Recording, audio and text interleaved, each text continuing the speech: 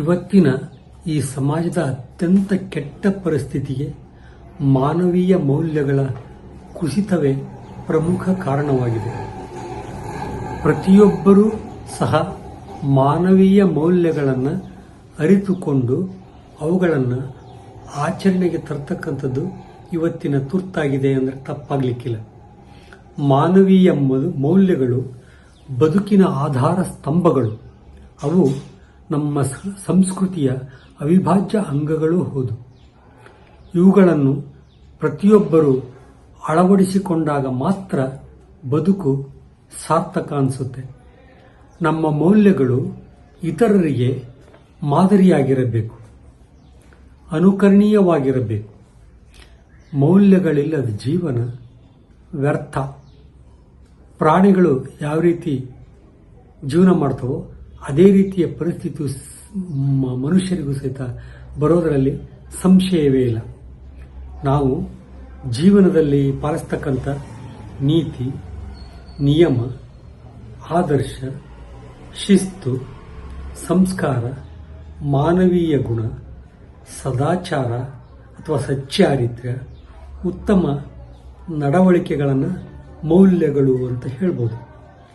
ಇವುಗಳಲ್ಲಿ ಎಲ್ಲವನ್ನೂ ನಾವು ಗುರುಗಳಿಂದ ಕಲ್ತಿರ್ತೇವೆ, ಗುರು ಹಿರಿಯರಿಂದ ಕಲ್ತಿರ್ತೇವೆ, ಸಮಾಜದಿಂದ ಕಲಿತಿರ್ತೇವೆ, ಜೊತೆಗೆ ನಾವು ಸ್ವಾಧ್ಯಾಯದಿಂದ ಅಂದರೆ ಓದೋದ್ರ ಮೂಲಕ ಕಲ್ತ್ಕೊಳ್ತೀವಿ. ಮೌಲ್ಯಗಳನ್ನು ತಿಳ್ಕೊಳ್ಳೋದು ಮಾತ್ರ ಅಲ್ಲ, ತಿಳಿದುಕೊಂಡ ಮೌಲ್ಯಗಳನ್ನು ಅನುಸರಿಸಲೇಬೇಕಾಗುತ್ತೆ. ಅನುಸರಿಸದೆ ಹೋದರೆ ಅದಕ್ಕೆ ಅರ್ಥ ಇರೋದಿಲ್ಲ. ನಾವು ಯಾವಾಗಲೂ ಪ್ರಾಮಾಣಿಕರಾಗಿರಬೇಕು, ನ್ಯಾಯ ಮಾರ್ಗದಲ್ಲಿ ನಡಿಬೇಕು. ಮೌಲ್ಯಗಳ ಪಾಲನೆಯಿಂದ ವ್ಯಕ್ತಿತ್ವದ ಘನತೆ ಹೆಚ್ಚಿಗೆ ಆಗುತ್ತೆ. ಆದ್ದರಿಂದ ನಾವು ಮೌಲ್ಯಗಳನ್ನು ಅನುಸರಿಸಲೇಬೇಕು. ಅವನು ಬಡವ ಇರಲಿ, ಶ್ರೀಮಂತ ಇರಲಿ, ಬಲ್ಲಿದ ಇರಲಿ, ಸಣ್ಣವರಿರಲಿ, ದೊಡ್ಡವರಿರಲಿ, ಓದಿದವರಿರಲಿ, ಓದದೇ ಇರುವವರಿರಲಿ, ಮಾನವೀಯ ನೆಲೆಯಲ್ಲಿ ಅವರಿಗೆ ಸಲ್ಲಿಸಬೇಕಾಗಿರ್ತಕ್ಕಂಥ ಗೌರವಗಳನ್ನು ನಾವು ಪ್ರತಿಯೊಬ್ಬರು ಸಲ್ಲಿಸಲೇಬೇಕು. ನೈತಿಕ ಸದ್ಗುಣಗಳಾದ ಶ್ರದ್ಧೆ, ನಿಷ್ಠೆ, ಪ್ರಾಮಾಣಿಕತೆ, ಸಹನೆ, ಅನುಕಂಪ, ಸತ್ಯ, ಅಹಿಂಸೆ, ಸಹಕಾರ, ಸಹೋದರತ್ವ, ಈ ಎಲ್ಲವನ್ನು ಸಹಿಸ್ತಕ್ಕಂಥ ಗುಣ, ಇವುಗಳನ್ನು ಬೆಳೆಸಿಕೊಂಡು ಬೆಳೆಸಬೇಕಾದ ತುರ್ತು ನಮ್ಮ ಮುಂದಿದೆ.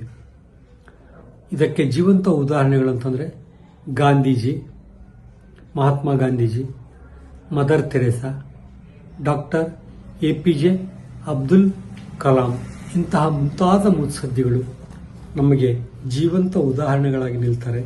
ಅವರು ಮೌಲ್ಯಗಳನ್ನು ತಿಳ್ಕೊಳ್ಳೋದ್ರ ಜೊತೆಗೆ ಆಚರಣೆಯಲ್ಲೂ ಇಟ್ಟಿದ್ರು. ನಾವು ಸಹಿತ ಜೀವನದ ಮೌಲ್ಯಗಳನ್ನು ಸಾಂದರ್ಭಿಕವಾಗಿ ತಿಳ್ಕೊಳ್ತಾ ಅವುಗಳನ್ನು ಆಚರಣೆಗೆ ತರತಕ್ಕಂಥದ್ದು ಇಂದಿನ ತುರ್ತಾಗಿದೆ. ಧನ್ಯವಾದಗಳು.